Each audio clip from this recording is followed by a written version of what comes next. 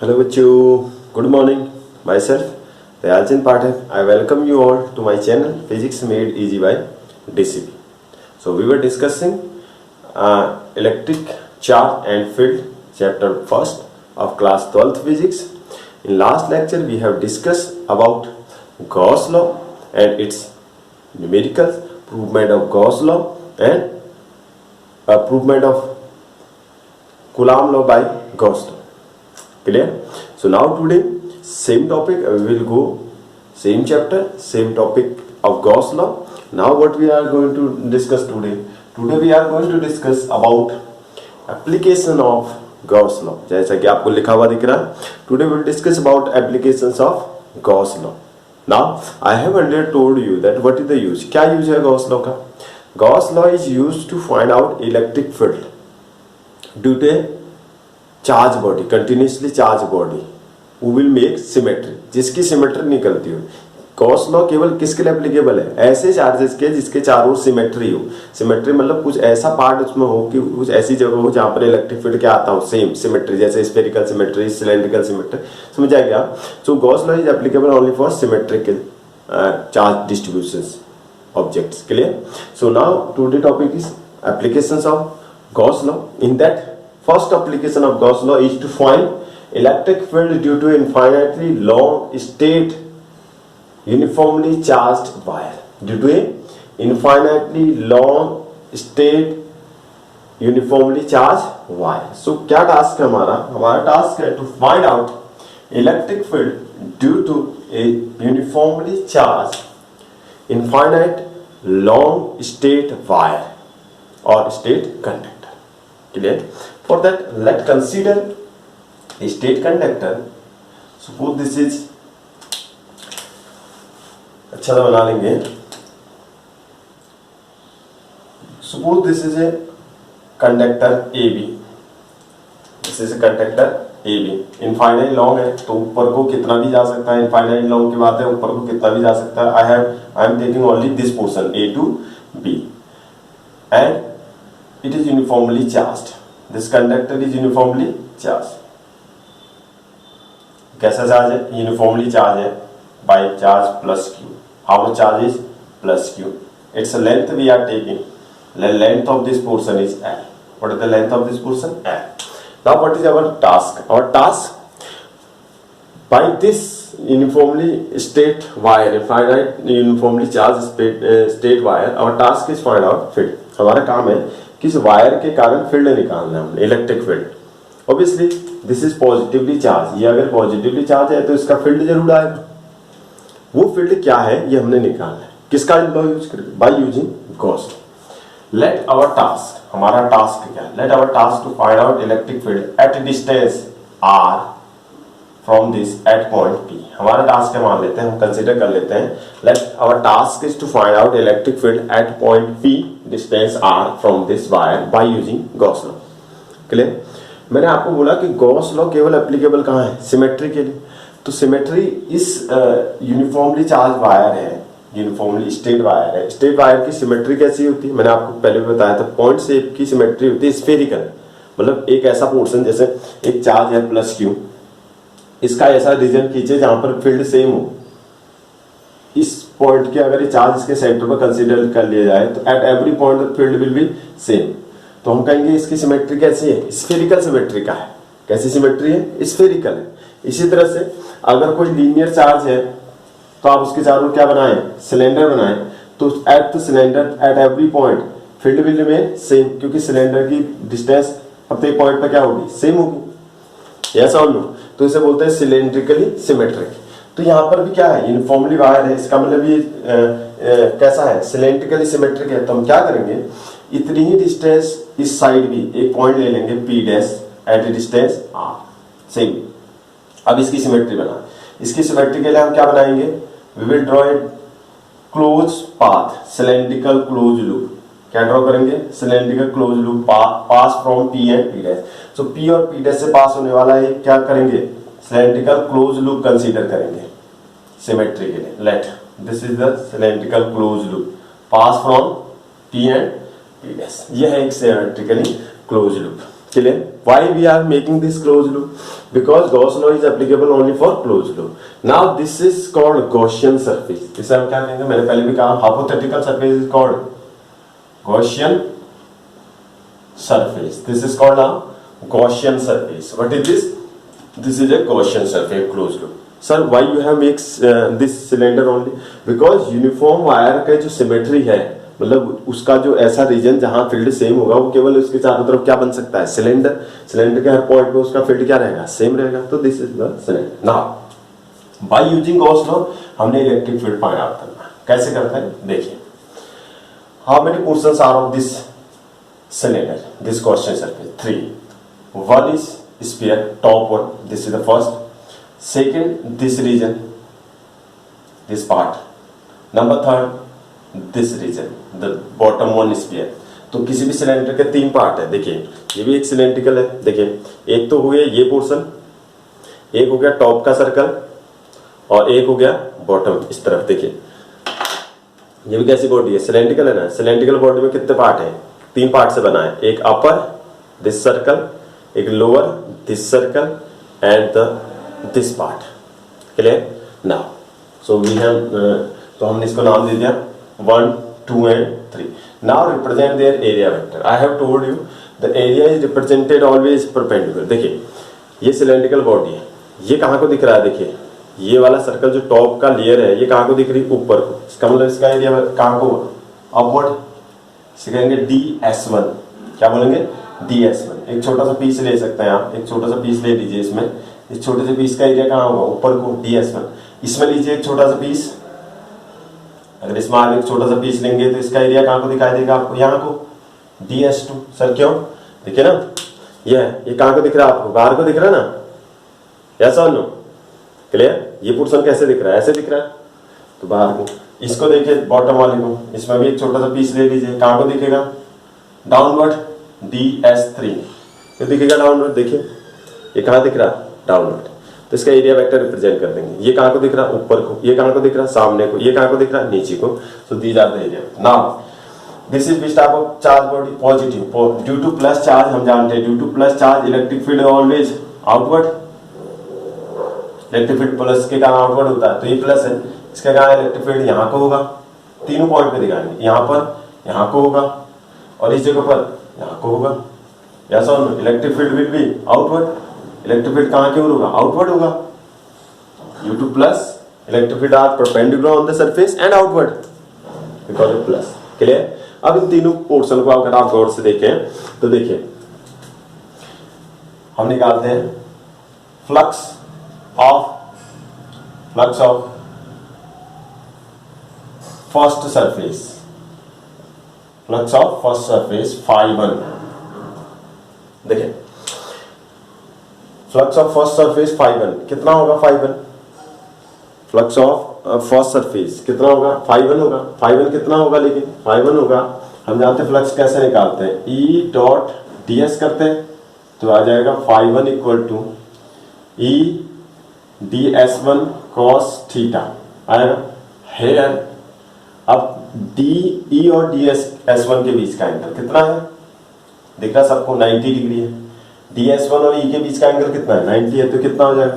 E ds here theta equal to 90 degree. निकाल लेंगे. φ1 हो जाएगा, इसको मिटा देते हैं. φ1 हो जाएगा E ds1 cos 90. cos 90 0. So it will come 0. तो कितना फ्लक्स आ गया टॉप वाली सरफेस का? 0. नंबर 1. आप निकालेंगे फ्लक्स ऑफ सेकेंड सरफेस. किसका निकालते हैं? सेकेंड सरफेस का फ्लक्स. फिर फॉर्मूला लगाएंगे. φ2 equal to E dot ds2 होगा. इसका एरिया ds2 है. कितना आ जाएगा? ये सॉल्व करेंगे तो कितना आएगा? E ds2 cos theta. Clear? है थीटा कितना है यहाँ पर? देखिए both are in same direction. तो थीटा कितना डिग्री है? 0 डिग्री. सो φ2 हो जाएगा कितना? E ds2 cos 0 is 1. This is equation number 2. Now अब क्या निकालेंगे? Flux of third surface. Flux of third surface क्या होगा? थर्ड सरफेस का फ्लक्स φ3 कितना होगा? E डॉट ds3 थर्ड के लिए E dot D S three होगा फाई थ्री, कितना आ जाएगा E D S three cos theta, कितना है थीटा है, यहाँ पर भी थीटा कितना देखिए तो ये नीचे को है एरिया, यहाँ को है कितने डिग्री का एंगल है 90, तो कितना आ जाएगा थीटा 90 डिग्री है, तो क्या आ जाएगा phi three E D S three cos 90 0, so it will come 0. So this is the electric flux of three faces of this cylinder. तो जो इमेजिनरी सिलेंडर मैंने बनाया था उसके तीनों फेसेस का फ्लक्स ये आ गया, क्लियर। तो this is a flux of the all three, तीन फेसेस हैं, एक ये है, ये पोर्शन का ये हो गया, इसका ये हो गया और इस नीचे वाले स्फीयर का ये हो गया, क्लियर ना। अब निकालते हैं, क्या निकालेंगे हम, अब करते हैं इसका टोटल फ्लक्स, कितना होगा total flux of Gaussian surface या Gaussian loop, total flux of Gaussian loop, ये गॉसियन लूप है, इसका टोटल फ्लक्स फाई कितना होगा phi E total electric flux phi one phi two plus phi three. देखो flux is a scalar quantity, scalar quantity addition होगा, simple addition होगा, तो कितना आ गया phi one plus phi two plus phi, solve करेंगे फाई ई इक्वल टू कितना आएगा, कितना आएगा, यह आएगा आपका 0 plus E D s two plus 0, clear, छोटे पीस के लिए। फॉर होल पूरे के लिए करेंगे तो क्या करेंगे इंटीग्रेशन कर देंगे फाई ई, कितना आ जाएगा, हमने यहाँ छोटे छोटे पीस का निकाला ना, अब पूरे पीस का करना है, पूरे पीस के लिए इंटीग्रेशन कर देंगे, तो integration E D s two आ जाएगा फॉर क्लोज लूप, पूरे क्लोज लूप का, क्लियर। फॉर होल करके लिख लेंगे पूरे के लिए, तो कितना आ जाएगा बाय गॉस लॉ, गॉस का लॉ क्या कहता है, गॉस का लॉ कहता है टोटल फ्लक्स कितना होगा क्यू अपॉन एप्सिलॉन नॉट होगा, टोटल फ्लक्स कितना होगा क्यू एप्सिलॉन नॉट। सो इसे इक्वेशन ए कर देते हैं, सो फ्रॉम ए से इसके ऊपर हो गया Q upon epsilon not, E is constant quantity integration of ds2. Now what is the area of this region of cylinder, cylinder के इस रीजन का एरिया कितना होता है सबको पता है, मान लीजिए इसकी रेडियाई कितनी है r, इस सिलेंडर की रेडियाई कितने मान लेते हैं r, तो कितनी होती है 2 पाई आर एल, कितनी होती है 2 pi r l, 2 pi r l area into length, कैसे निकालते हैं देखो ds2 ये पूरा विड्थ, ये विड्थ होगी इसकी, एरिया क्या होता है एरिया होता है लेंथ इंटू विड्थ, विड्थ कितनी हुई सर्कल है ना, विड्थ कितनी हुई सर्कल की, सर्कल की विड्थ 2 पाई आर, ये पूरा लेंथ होती है 2 पाई आर, सर्कमफ्रेंस के बराबर हुआ 2 पाई आर इंटू ये होगी लेंथ, कितनी है लेंथ एल, तो 2 पाई आर एल होगा, कितना हो गया 2 पाई आर, आया समझे।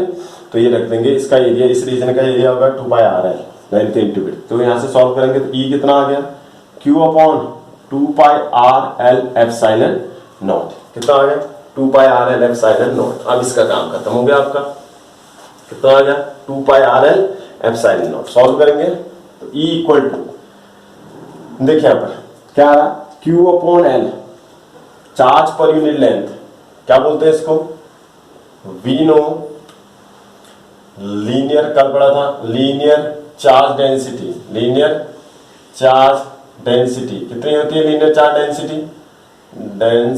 Linear charge density lambda equal to Q upon L, तो क्यू अपॉन एल की जगह पर क्या रख सकते हैं लैम्डा, ई हो जाएगा lambda upon 2 pi epsilon naught into R, proof this is the field due to uniformly charge infinite long straight wire by Gaussian, तो यह है field due to infinitely long charge wire by Gauss law, by Gauss law, clear, is it clear.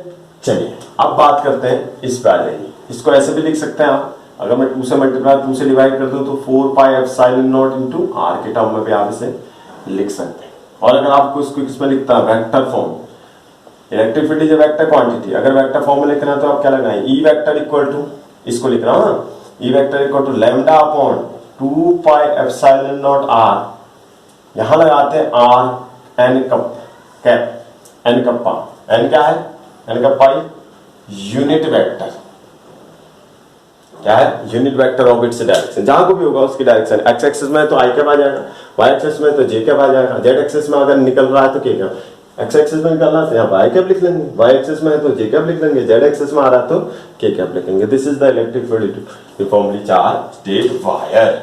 Clear? So this is the proof. Now if the wire is positively charge, अगर wire positively charge है, ये उसके चारों का cylinder हमने form कर रखा है imaginary Gaussian surface, electric field value will be outward. तो इतना इलेक्ट्रिक फील्ड कहां की ओर होगा? आउटवर्ड होगा।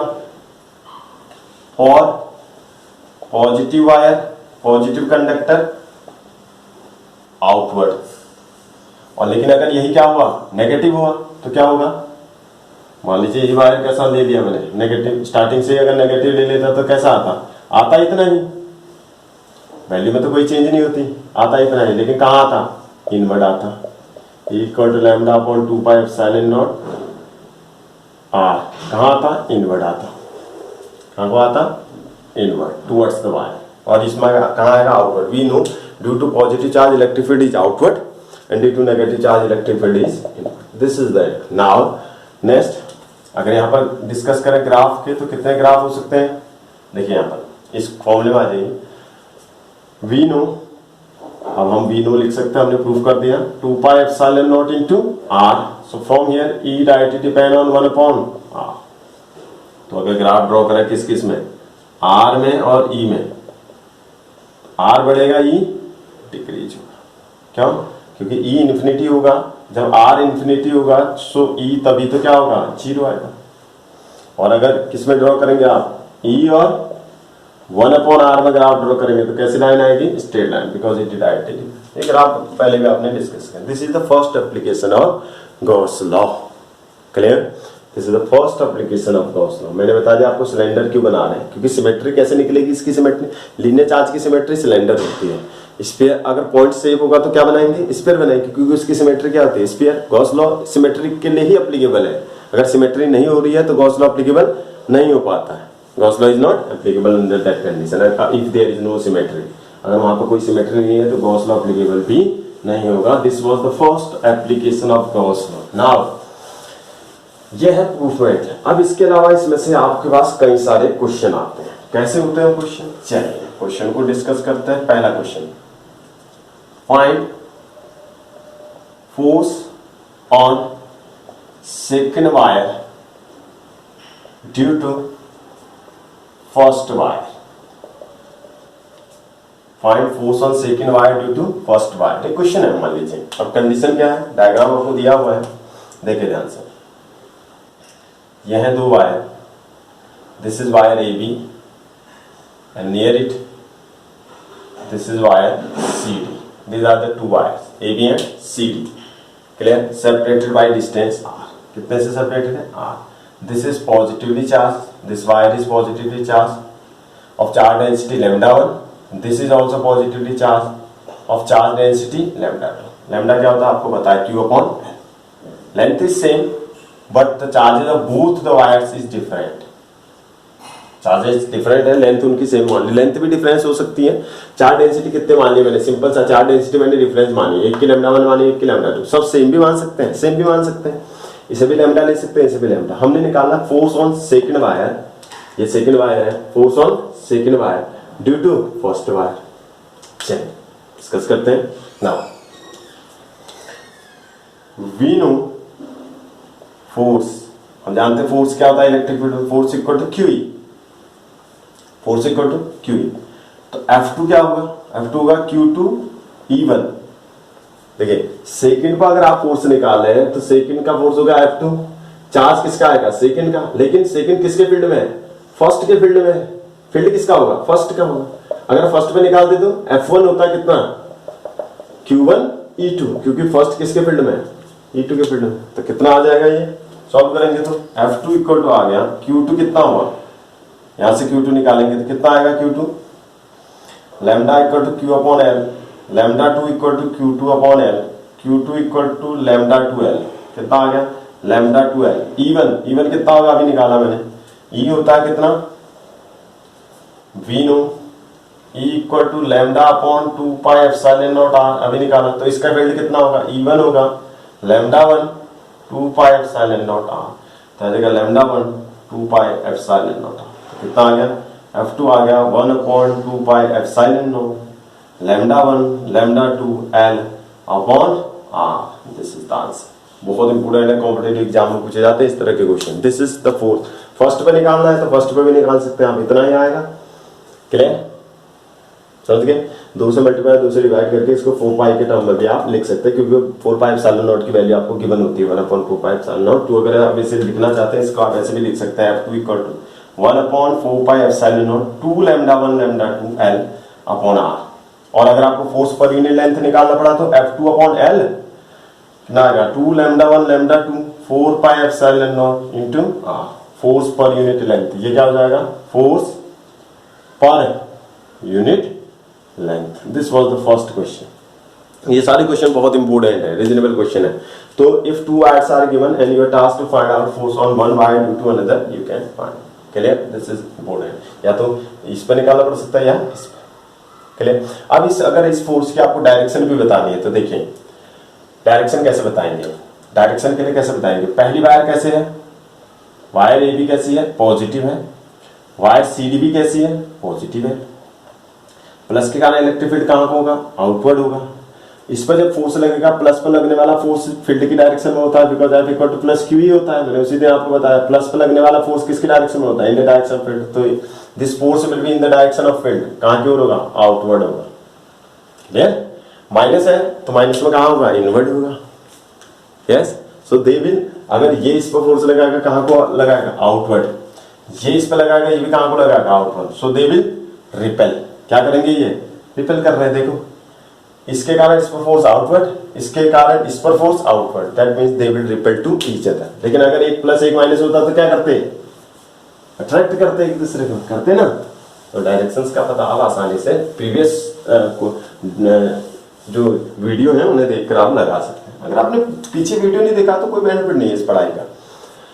अगर आपने मेरी पीछे वीडियो नहीं देखी है तो आपको आगे कुछ भी समझ में नहीं आएगा। क्यों, एक प्रोसेस पे चलती है। अगर आप पीछे की वीडियो को समझेंगे तभी आपको उस थॉट्स को, मैंने पहले भी कहा था, साइंस जस्ट क्रिएशन।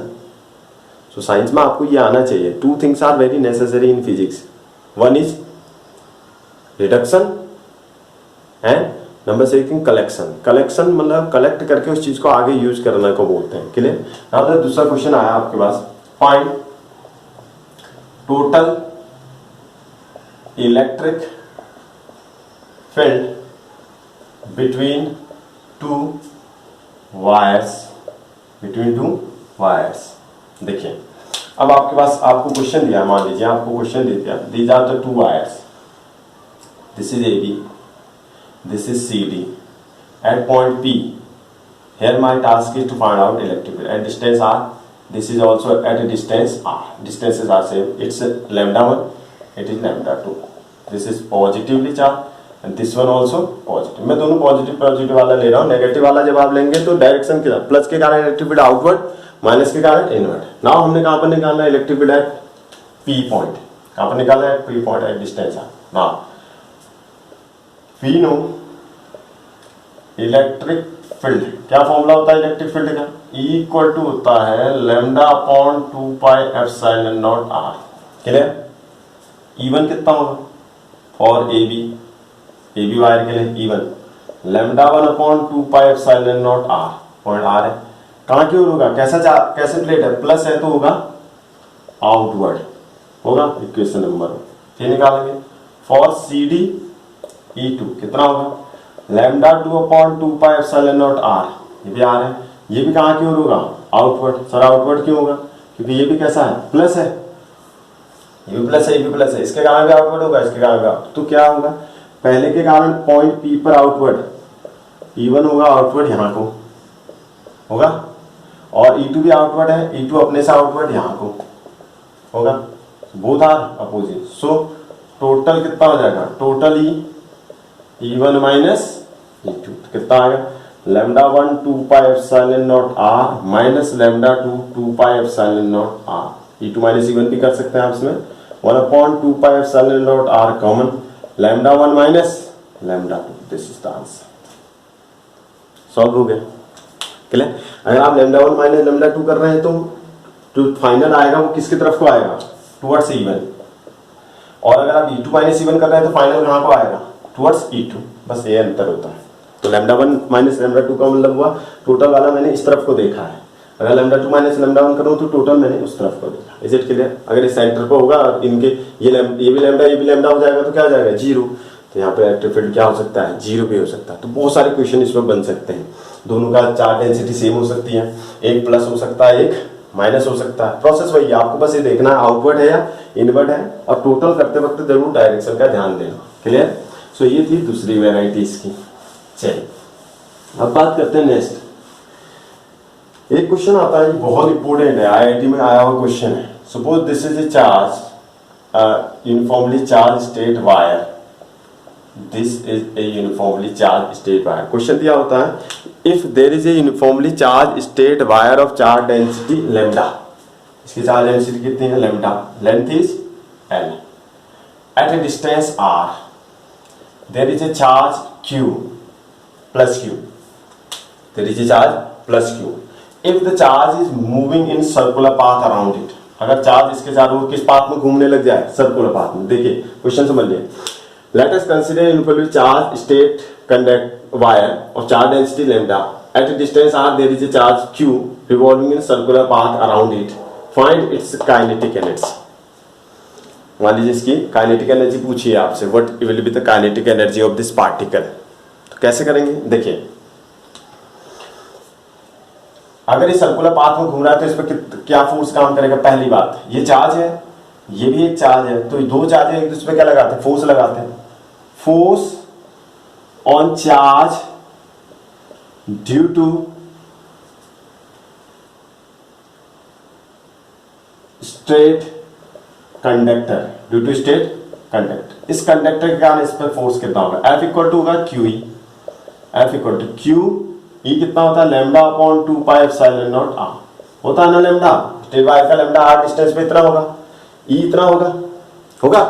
चलिए अब ये किस पाथ में घूम रहा है, revolving for circular path, centripetal force कितना होगा, सेंट्रीपिटल फोर्स भी तो चाहिए पड़ेगा सर्कुलर पाथ के लिए। एफ कितना होता है, mv square upon R. This is class 11th में जाके आप देख सकते हैं, पढ़ा है आपने क्लास 11th में। Centripetal force is how much, centripetal force F equal to mv square upon R. Now यही सेंट्रीपिटल फोर्स किसे क्या देगा, from equation 1 equal to equation 2। यही कूलाम फोर्स, इसे कौन सा, यही जो इलेक्ट्रिक फोर्स है वो इसे को क्या देगा, सेंट्रीपिटल फोर्स। तो क्या हो जाएगा, q lambda upon 2 pi epsilon naught r equal to mv square upon r। Cancel हो गया, कितना आ गया, q lambda upon 2 pi epsilon naught आया इक्वल टू mv स्क्वायर। अब क्या निकालना है, काइनेटिक एनर्जी। काइनेटिक एनर्जी होती है हाफ mv स्क्वायर, तो हाफ mv स्क्वायर कितना आ रहा है, q lambda upon 2 pi epsilon. This is the kinetic energy solve. Clear? अब यहां पर ध्यान से देखिए, ये चीज इक्वल क्यों है, two forces are working on, इस पर दो फोर्सेस काम करते हैं। एक तो इसके कारण काम कर रहा है, इस जो वायर है, कंडक्टिंग वायर है, इसके कारण इलेक्ट्रिक फील्ड पैदा होगा, उसके कारण एक फोर्स काम कर रहा है। यह है ऊपर से किसमें घूम रहा है, सर्कुलर पाथ में, तो इसमें सेंट्रीपिटल फोर्स होगा। लेकिन इसको सेंट्रीपिटल फोर्स कौन सा फोर्स प्रोवाइड करेगा, सेंट्रीपिटल अपने आप थोड़ा आएगा। सेंट्रीपिटल फोर्स एक कैसा है, इमेजिनरी फोर्स है ना, वो तो पैदा होता है, कोई ना कोई उसे प्रोवाइड करता है। कौन करेगा, यहाँ पर यही करेगा। तो ये दोनों क्या हो जाएंगे, दूसरे के equal. This is the answer. So ये था अगला क्वेश्चन आपका। ठीक है, चलिए अब अगला क्वेश्चन की बात करते हैं। अगला क्वेश्चन है, ये क्वेश्चन बड़ा इंपोर्टेंट है, बोर्ड में आया है। क्वेश्चन होता है find work done to bring charge plus Q from R2 to R1, R2 greater than R1 due to a straight uniformly charged wire, due to uniformly charged wire। क्या करना है, find करना है work done to bring a charge Q plus Q। अब ये plus Q है, यहां पर माइनस Q भी हो सकता है, ठीक है। From R2 to R1 due to a uniformly state uniformly charge wire, एक यूनिफॉर्मली चार्ज वायर या कंडक्टर है जिसके कारण हमने वर्क डन निकालना है, किसको लाने में, Q1। तो मान लेते हैं late this is a conductor, ये मान लेते हैं कंडक्टर है AB, अब लेंथ L, चार्ज डेंसिटी इसकी प्लस लैम्डा मान ले रहा हूं। देखिए चार्ज डेंसिटी प्लस भी हो सकती है और माइनस भी। 7 वेराइटीज में क्वेश्चन बनता है यहाँ पर। देखिए क्वेश्चन को करने की मेथड सेम होती है, बट यहाँ पर हो सकता है चार्ज क्या ला रहे हैं, अभी यहाँ पर क्वेश्चन में दिया है to bring a charge plus q, हो सकता है वो कह दे to bring a charge minus q. दूसरी बात, मैं जो वायर हूँ वो कैसा, किस डेंसिटी का मान रहा हूँ, प्लस लैम्डा मान रहा हूँ, हो सकता है ये क्या हो, माइनस लैम्डा हो।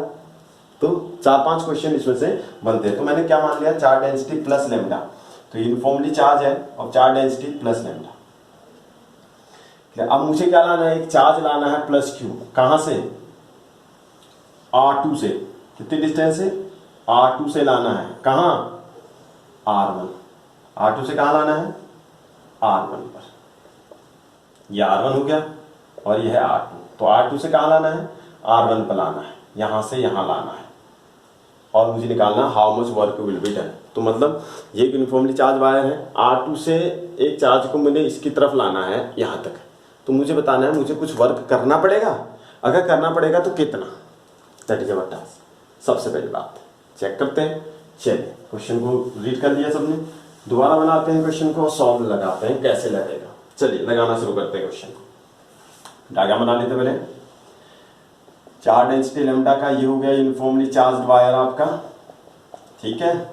एक चार्ज हमने कहां से लाना है, R2 से लाना है, कहां तक, R1 तक लाना है। इसे A मान लेते हैं, इसे B मान लेते हैं। R2 से कहां लाना है, R1 पर, किसको, एक चार्ज को, क्या दिया चार्ज, प्लस क्यू दिया, हो सकता है माइनस क्यू भी दे दे। हाँ, तो R2 से R1 पर लाना है। मान लीजिए ये डिस्टेंस कितनी है, dx, कितनी डिस्टेंस है, dx है। चलिए शुरू करते हैं, कितनी डिस्टेंस है, dx। चलिए स्टार्ट करते हैं, कंडीशन पढ़ते हैं। हमें क्या निकालना, वर्क, वर्क इक्वल टू होता है force into displacement, force dot displacement को वर्क बोलते हैं। इसका मतलब अगर हमें वर्क करना पड़ रहा है तो इस पर कोई ना कोई फोर्स काम कर रहा होगा ऑब्वियसली। देखिए electric field due to wire, कितना इलेक्ट्रिक फील्ड वायर प्रोड्यूस करेगा, what is the electric field due to wire, E equal to lambda upon 2 pi epsilon naught R। ये तो है। अभी कैसा वायर है, पॉजिटिव है, तो पॉजिटिव का इलेक्ट्रिक फील्ड कहां होता है, outward, due to plus electric field is outward. Plus के कारण इलेक्ट्रिक फील्ड इस तरफ को देखे, इस तरफ को देखे, किसी भी साइड देखे, due to positive charge electric field will be outward. तो इलेक्ट्रिक फील्ड कहां की ओर होगा, आउटवर्ड होगा और इतना होगा वैल्यू। क्लियर। नाउ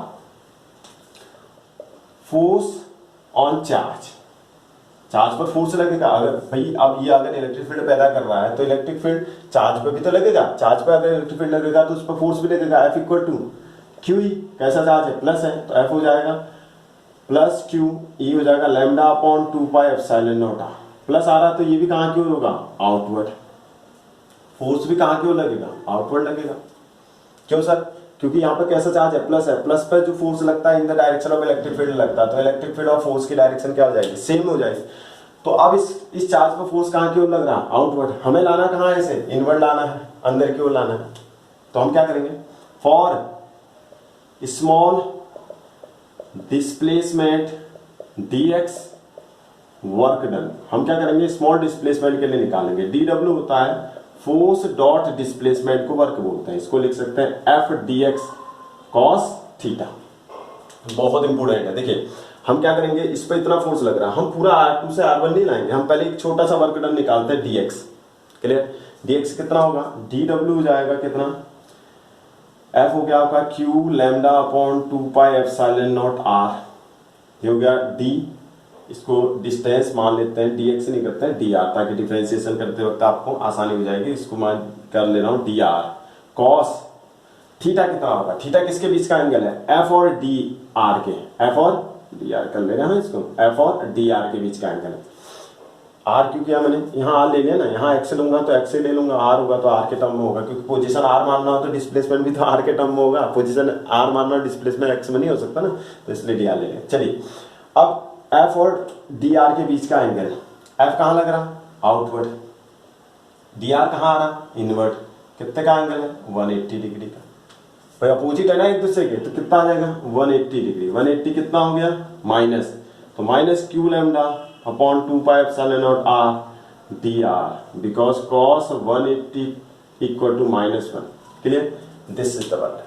अब हमने कहां से कहां तक के लिए करना है, हमने छोटे से डी आर के लिए नहीं करना था, हमने कहां से कहां तक करना है, हमने करना है R2 to R1, so total work from R2 to R1 कितना हो जाएगा, इंटीग्रेशन R1 टू R2, कहां से ला रहे हैं R2 से ला रहे हैं, तो R2 से R1, लोअर लिमिट माइनस अपर, जहां से आ रहे हैं जहां जा रहे हैं, R2 से R1 Q lambda upon 2 pi epsilon naught R D R, clear, बस इंटीग्रेशन कर देंगे, ये हो जाएगा टोटल वर्क W, यहां पर क्या क्यू का नहीं हो सकता, लैम्डा का नहीं हो सकता, 2 पाई एप्सिलॉन नॉट का नहीं हो सकता, किसका होगा, R2 से R1 1 upon r D r, तो integration of 1 upon x d x कितना होता है, लॉग बेस एक्स, ये होता ना 1 अपॉन एक्स का इंटीग्रेशन, 11th में भी पढ़ा रखा बार बार, 1 अपॉन एक्स का इंटीग्रेशन लॉग एक्स, तो 1 अपॉन आर का इंटीग्रेशन कितना हो जाएगा, 1 अपॉन आर का इंटीग्रेशन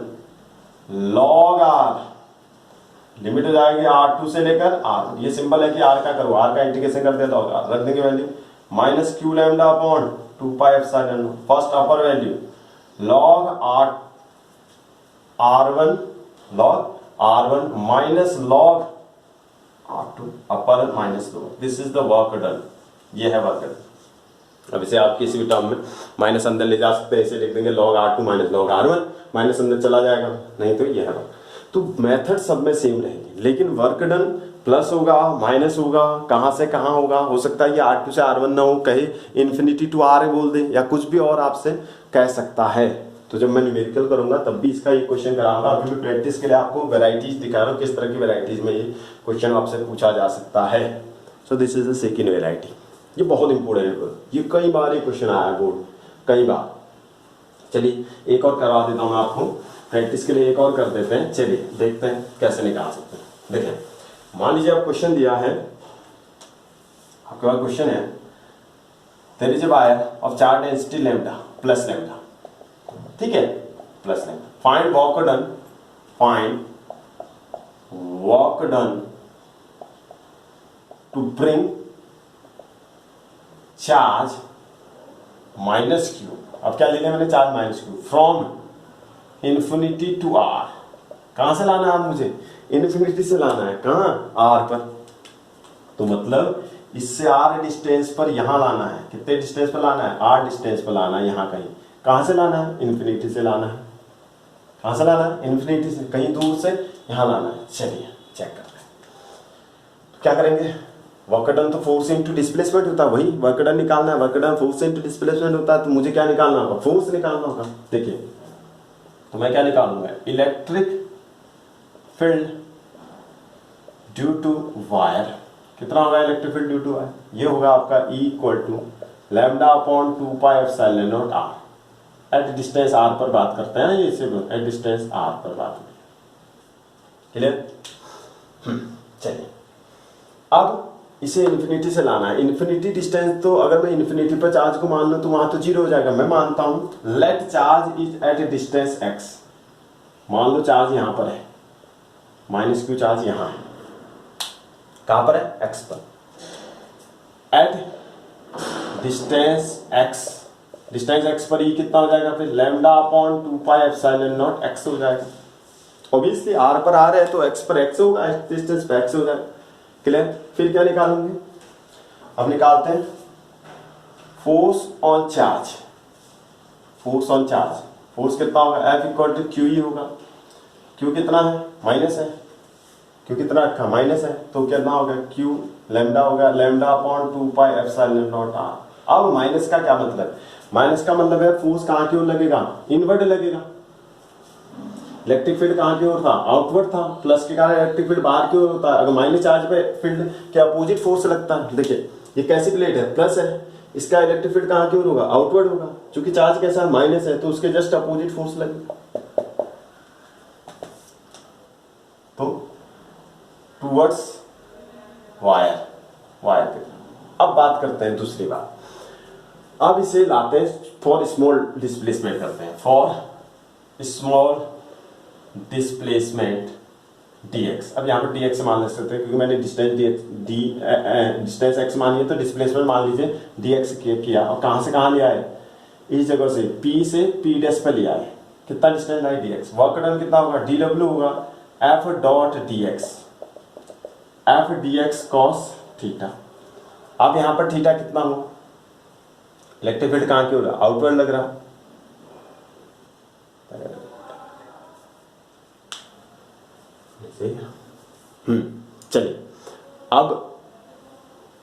चलिए अब बात करते हैं, तो dw कितना हो गया, अब फॉर स्मॉल डिस्प्लेसमेंट dx के लिए निकालेंगे, स्मॉल डिस्प्लेसमेंट dx के लिए dw कितना हो गया, f dot dx, f dx cos theta. अब बात करते हैं थीटा कितना, f dx, देखिए कहां को डिस्प्लेसमेंट हो रहा है, डिस्प्लेसमेंट भी यहां को हो रहा है, फोर्स भी यहां को लग रहा है, तो कितना का एंगल है, 0 डिग्री का, तो कितना होगा cos 0, cos 0 कितना होता है 1, तो आ गया f dx, कितना आ गया f dx, तो f कितना है, dw हो गया, f कितना है q lambda upon 2 pi epsilon naught x into dx।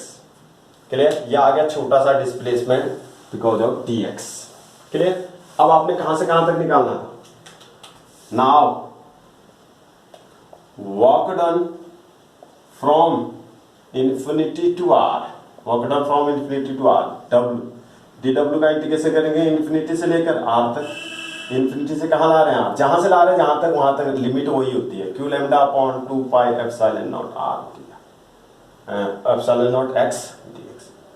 देखिए इंफिनिटी से r ला रहे हैं तो इंफिनिटी r1 से r2 ले जाते तो r1 टू r2, r2 से r1 लाते r2, ये हो जाएगा w, q लैम्डा का इंटीग्रेशन नहीं हो सकता, 2 पाई एप्सिलॉन नॉट का नहीं हो सकता, इंफिनिटी से r 1 upon x dx, 1 upon x का इंटीग्रेशन कितना होता है log x, क्या हो गया log x infinity to r, तो कितना आ गया q lambda 2 pi epsilon naught log e r minus log e infinity, log e infinity कितना क्या होगा, log इंफिनिटी की वैल्यू कितनी होगी, कितनी होती है log इंफिनिटी, log इंफिनिटी होता है इंफिनिटी, कितना होता है इंफिनिटी, log इंफिनिटी कितना हुआ इंफिनिटी, इंफिनिटी से किसी को माइनस करेंगे तो क्या आएगा इंफिनिटी, तो वर्क डन कितना आ जाएगा इंफिनिटी आ जाएगा, कितना वर्क डन आ जाएगा infinity.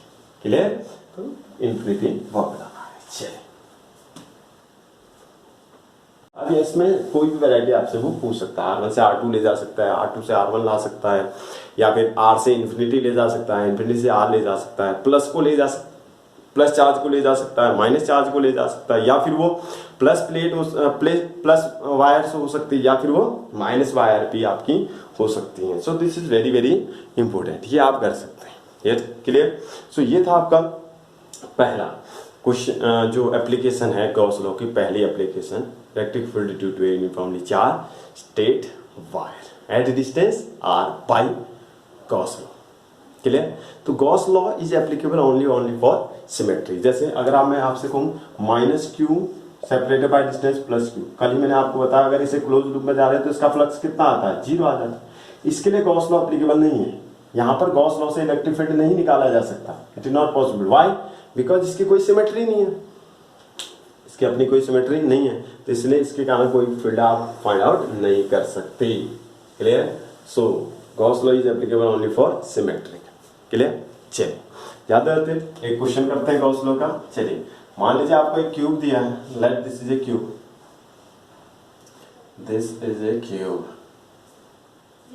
Clear, now if a charge is kept at this on this arm here plus q, so what will be the flux through one cube, एक cube का flux कितना होगा, इस क्यूब का flux कितना, ये हमने देखना है कि कितना फ्लक्स इसका होगा इस क्यूब का, कैसे निकालेंगे। चलिए ज्यादा ज्यादा आपको छोड़ दे रहा हूं, फाइंड इसको आप करेंगे, find flux of cube, find flux of the cube, इस क्यूब का आपने बताना है मुझे फ्लक्स। ध्यान रखिएगा जिस भी फेस से चार्ज रिलेटिव होगा उस फेस पर फ्लक्स पैदा नहीं होगा, फ्लक्स परपेंडिकुलर लाइन से निकलनी चाहिए, तो उन फेसेस से परपेंडिकुलर लाइंस नहीं निकल सकती। तो अब ये जो चार्ज है कितने फेसेस से रिलेटिव है, वैसे एक दो फेसेस से रिलेटिव है, लेकिन ये क्लोज नहीं है। कैसे क्लोज करेंगे आप इसको, चलिए कल बताएंगे, अगले लेक्चर में बताएंगे। तब तक के लिए आप इसे ट्राई कीजिए और देखिए कि आपका सही होता है या नहीं होता है। क्लियर? और आप चाहें तो कमेंट बॉक्स में भी बता सकते हैं कि इसका आंसर कितना आपका आ रहा है। क्लियर? तब तक के लिए स्टे होम, स्टे सेफ। फिर मिलूंगा नई वीडियो के साथ, अगली एप्लीकेशन लेके गॉस की और उसके अगले न्यूमेरिकल से लेके जो कि हम चेक करेंगे।